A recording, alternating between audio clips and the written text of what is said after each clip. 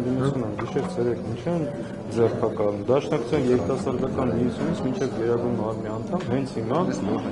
տարբեր մեղադրանքներ եւ կալանքներ կա։ Ընդդիմադիր դաշտի 60 քան բանտարկել կա այս երկրում։ Եթե այդքան հարմար այսօրվա խորհրդարանական ընդդիմությունն է, ինչի են այսքան հալածում։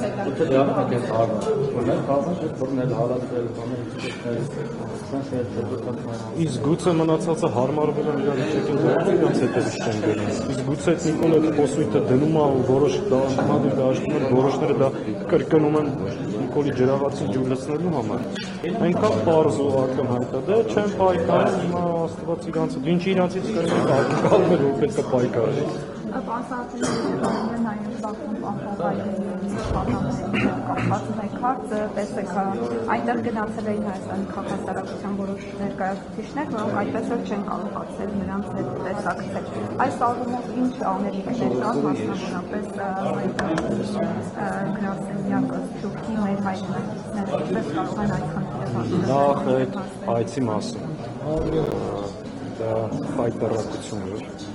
դա խաղաղություն երկու ժողովուրդների միջև վստահություն ձևավորելու մասին չէ, դա արժանապատվության, կորստի և հայկական շահի սպասարկումից առհասարակ հրաժարվելու դրսևորում է։ Ադրբեջանը պետք է իմանա և Ալիևի վարչակազմը, որ ինքը ում հետ որ հանդիպել է, նրանք հայ ժողովրդի հետ որևէ կապ և առողջություն չունեն։ Իրենք հանդիպել են իրենց ազդեցության գործակալների հետ։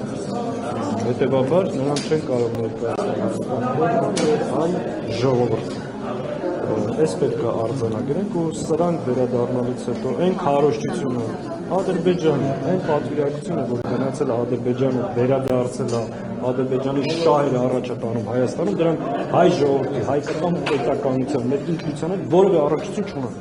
Դրանք ազդեցության գործակալները, որ սպասարկում են պետությունների շահերը։ Իմիջայլոց ստեղ միակ լավ բանը նա, որ արդեն սկսել են բացահայտել, չէ՞ անել։ Հետևաբար, երբ որ ամեն օր հարայր հերոստանգերության, հայկական ժամանակի, սիվիկների եթերով, այս գործակալական ցանցի ներկայացուցիչները ազդեցության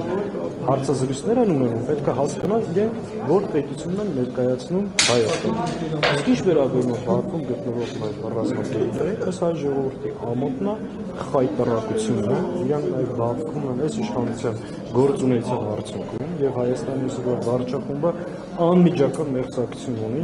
Արցախի հայաթափման, էթնիկ զտման, ցեղասպանության եւ Բաքվում գտնվող ռազմագերների հարցով։ Իրանք ինչ ուզում են ասեն այդ հարցով չեն զբաղվել ու շարունակում են չզբաղվել։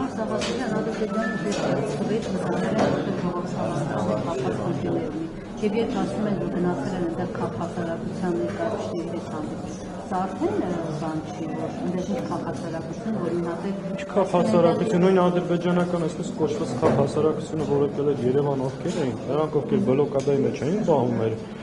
հայրենակիցներին 9 ամիս ճանապարհը փակել։ Ակնհայտ է, չէ, որ այս ամեն ինչի նպատակը ուզում է հստակել, հետևյալը Նիկոլ Փաշինյանը, որի վարչախումբը իր քայլերով եւ գործողություններով անում է մեկ բան՝ լվանալ Ալիևի ձեռքերը եւ լեգիտիմացնել այն էթնիկ զտումն ու ցեղասպանությունը, որ տեղի ունեցել Արցախում։ Այսօրվա Հայաստանի վարչախմբի հիմնական գործառույթը դա է։ Դա կապ չունի ոչ խաղաղության, ոչ երկու ժողովրդների միջև հարաբերությունները կարգավորելու, ոչ էլ մնացած հարցերի։ Առանց արդարության վերականգնման, առանց մեր իրավունքների պաշտպանության, Ադրբեջանի զորքերը գտնվում են Հայաստանի տարածքում, իսկ ռազմիկները Բաքվի բանտում, այս իրավիճակում այդ այցելությունները պարզապես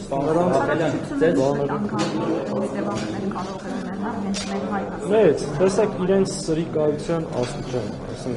ասում են Հաջիևը մեզ փոխանցել է, թե Բայրամովը, թե Հաջիևը, որ գնացեք հայ ժողովրդին փոխանցեք, որ պատերազմ չի լինի։ Տարածքային պահանջներ չկան։ Լավ, նա դուրս բերեք Հայաստանի տարածքից ձեր զորքերը։ Ինչ չեք բերում։ Այսինքն, այո, մեղմ ասած։